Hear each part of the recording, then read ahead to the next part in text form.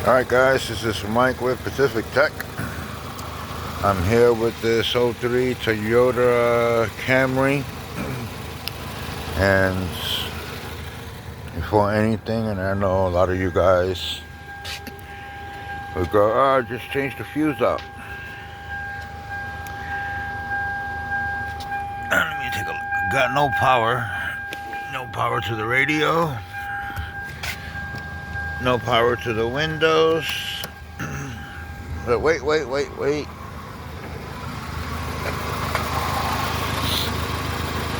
All the fuses are perfectly working. Relays are good. That's where we have a problem at. And I have to go to the main fuse, look for the PAL relay, and go from there. But things that should be hot, which is this right here, codes. All right, so that you guys know, hot,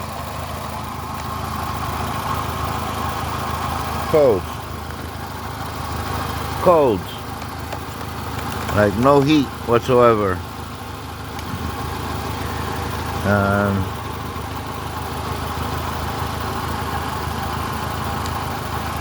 It's hot. Everything is hot besides these two, which is for their lights, which I get nothing. As soon as I turn the light switch on the handle, it will get power. And somebody's been here before because screw missing. It's off the thing. It's damage to the headlight housing.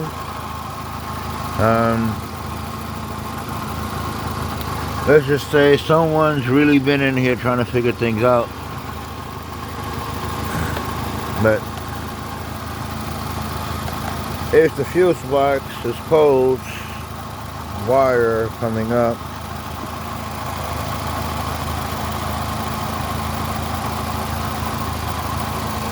wire is hot, going up, in, and it should be anchored.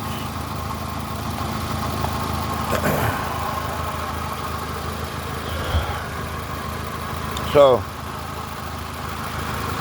that's supposed to have a 120 amp fusible link that controls for the alternator, controls also for the starter, and also controls the secondary system, which is the fuse box down there. So somewhere along here, when they mended something together, they forgot a line, and no power to the back. Don't do this. Everybody always want to do this. Oh, we don't need that fuse. Put it direct.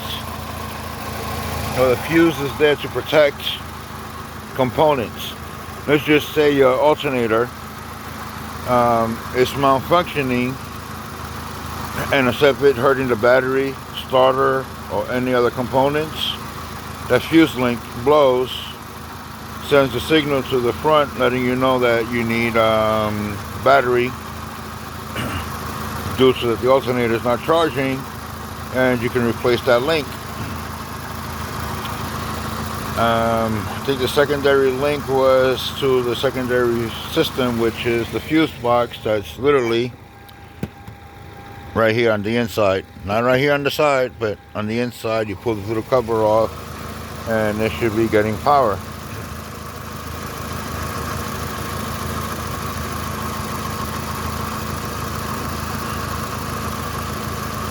This is what kills a lot of technicians, is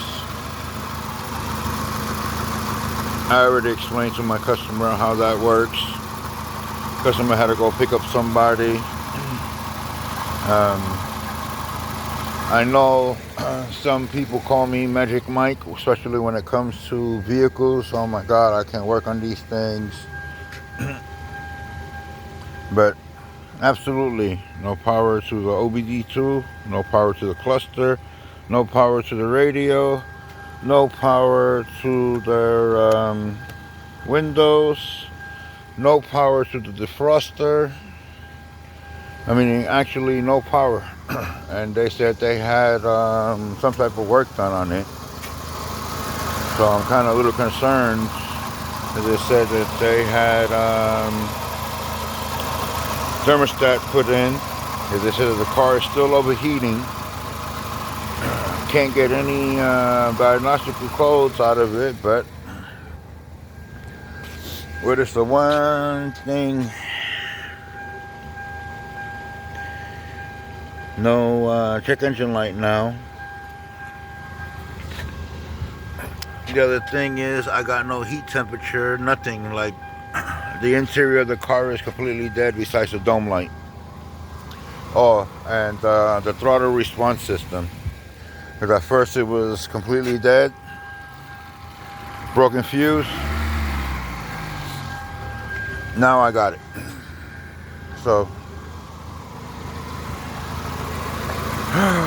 shoot. You're gonna have to get a fusible link. Try to run and figure out what wire is where.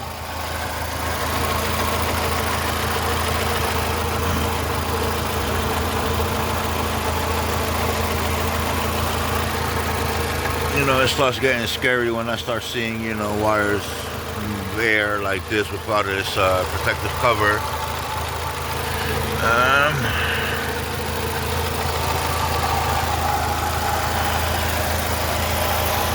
See, alternators in, everything's in. Alright guys, I'm not even gonna bitch about that, but hey.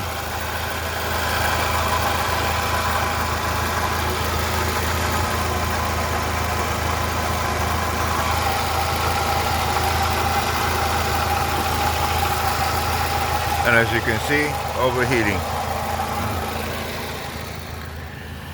Okay, customer's not going to be happy.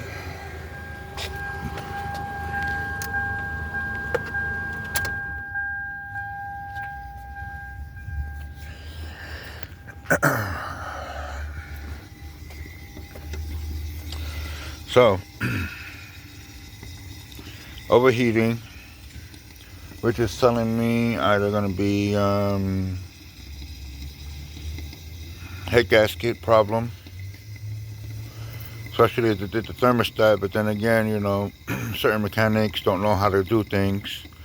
They forget about clocking thermostat, and this is one of the biggest things that I'm always preaching, is clocking certain things so that things can work properly.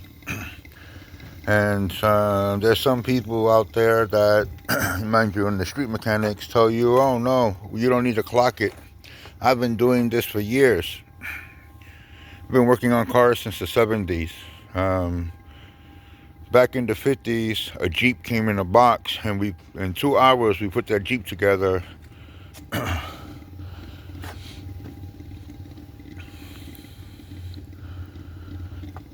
When you Jimmy rig shit like this, let's just say you have a battery problem, it throws too much current, now you blow the alternator out, has too much current, you shoot and you kill your starter. You already see that it killed the fuse, something that's going to the secondary fuse box, and it has to do with the battery terminal. It's supposed to have 120 amp. There's another wire that's missing and floating around somewhere underneath. And it's nighttime. It is about just about 6 o'clock Pacific Standard Time. And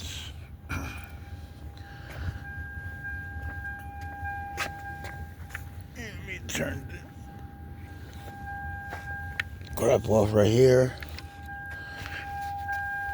Oh shoot.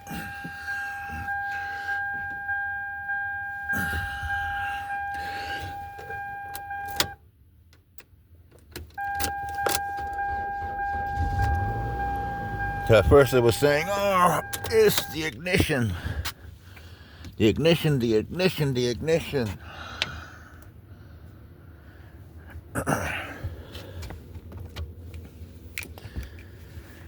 I can't stress this a lot.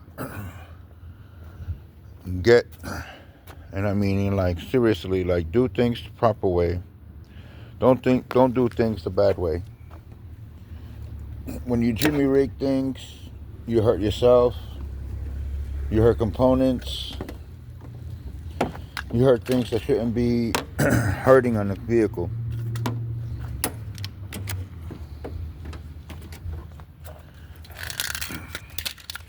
So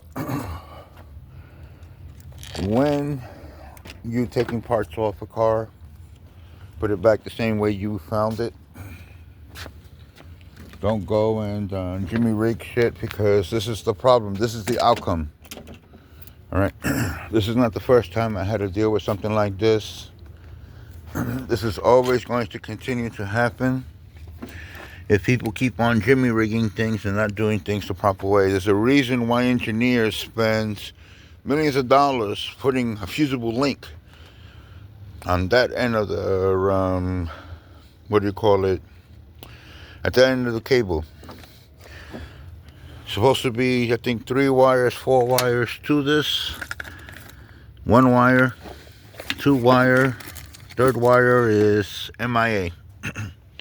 Alright, the 3rd wire is probably the one that gives power to the fuse box back there. And